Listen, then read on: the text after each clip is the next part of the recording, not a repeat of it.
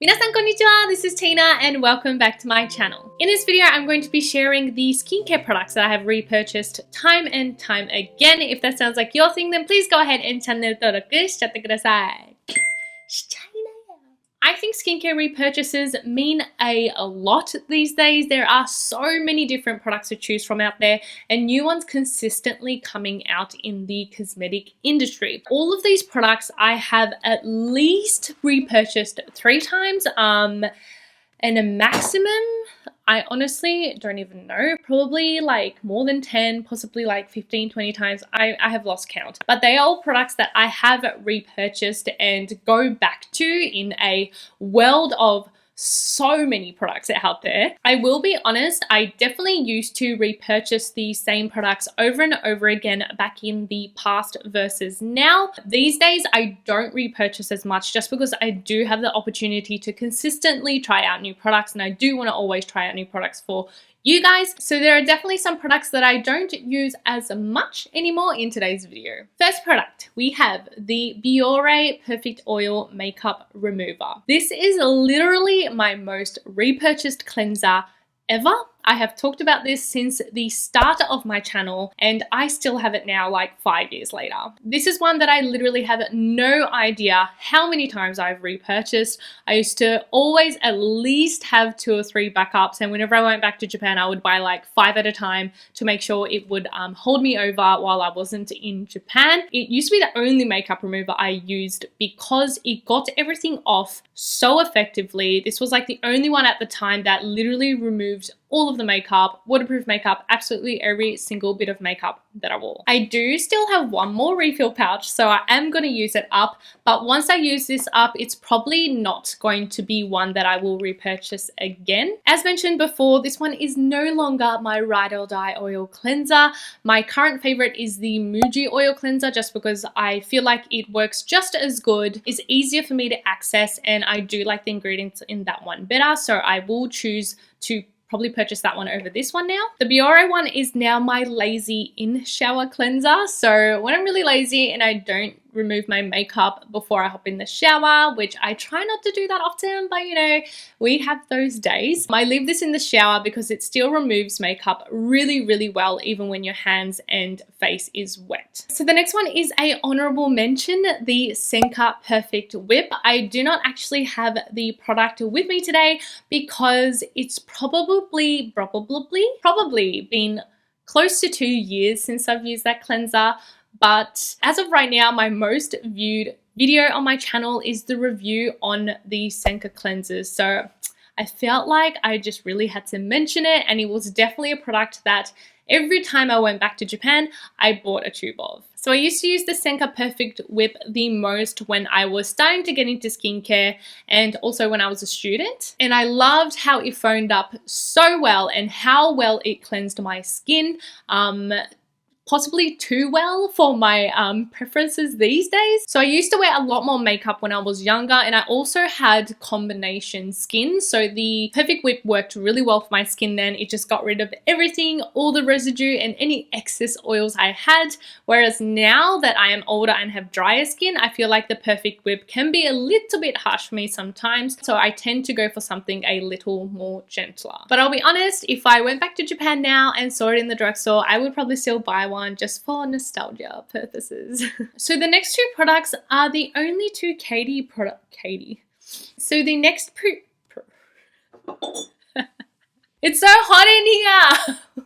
So the next 2 products are the only K-beauty products on this list, and they are both from I'm From Mugwort Essence and the Rice Toner. So with both of these, I am on my 3rd bottle, and with the Rice Toner, I just opened this one and I still have another backup. Whenever I want a little extra something from my toner, the Rice Toner is the one I go for. This one works perfectly for my dehydrated and slightly dry skin. It always leaves my skin just so plump and hydrated and glowy, and I just love this toner. It does use 77% of rice extract, which is one of my favorite ingredients. It helps to brighten your skin tone as well as even out the texture, which I always feel with overtime use with this one. It definitely does kind of blur out and even the texture on my skin. And James Welsh did rave about this one being one of the best toners that don't include hyaluronic acid, which I know some people do look for these days, and it's really hard to come by hydrating toners that don't include hyaluronic acid. So this one's good. Moving on to the Mugwort essence. This is one that I don't usually use like every day consistently, but is one that I always like to have around. So I'm getting a little nervous that I only have that much of the product left. I still remember the first time we met, it was very dramatic. It was like 2 or 3 days into using it for the first time, and I was like, ooh, this is nice. And then my mum knocked it over and smashed the whole bottle. So yeah, but I reached out to my wonderful friends at Wish Trend, and they were kind enough to send another bottle so I could properly try it out, and I have been in love ever since. Every time I go a while without using this one, I'm always like, why do I like it again? And then I use it and then I'm like, right, that's why. It is made from 100% mugwort essence, which the main benefits are to calm and soothe your skin. So when I usually use it is when my skin is irritated. I also love using it on days that I wax or shave my face. Usually after I do that, I will layer this like 5 times, and even though it's slightly viscous, the moment it hits your skin, it just absorbs, your skin drinks it up, and no matter how many times I layer it, it never feels heavy or sticky. So I just pack it on, seal it in with like a soothing moisturizer, and then the next day my skin always feels so soft and hydrated, and it's just one of those savior items that, yeah, I don't use every day, but I'm always like, oh, my skin irritated, this is the one. This is always the one I go for. I will also quickly mention that Wish Trend are having a goodbye summer super sale until the 16th of August, so please check it out if you are interested. You might be able to snag these for a better price. I will leave my affiliate link in the description if you do want to support me through that too. Man, I really do like toners. There's so many toners on this list. Speaking of toners, of course, I have to mention these guys, the Hada, Gokujyun and Shirojyun toner. Yes, I don't shut up about these. I am aware. As someone with dehydrated skin, these guys are just an amazing, easy, simple, effective, affordable hydrator that is just so easy to reach for. Shirojyun is actually the one that I've repurchased more because it was my constant go-to toner when I lived in Japan for like the 1.5 and 2 years that I lived there. I bought a countless number of this one because it's only like 700 yen over there, and it does have ALOOOOT. Yeah, so this one does have ALOOOOT, which helps to even out and brighten your skin tone. I worked outside in Japan, so I definitely got a lot more sun than I do now. So I was like, why not like reap the benefits of ALOOOOT? But this one also does have a slightly less viscous texture compared to the regular Gokujyun, which I preferred in the past. Now I really don't mind that kind of viscous kind of slipperiness that the Gokujyun has, but if you don't like that kind of slimy feeling, I would recommend going for Shirojyun.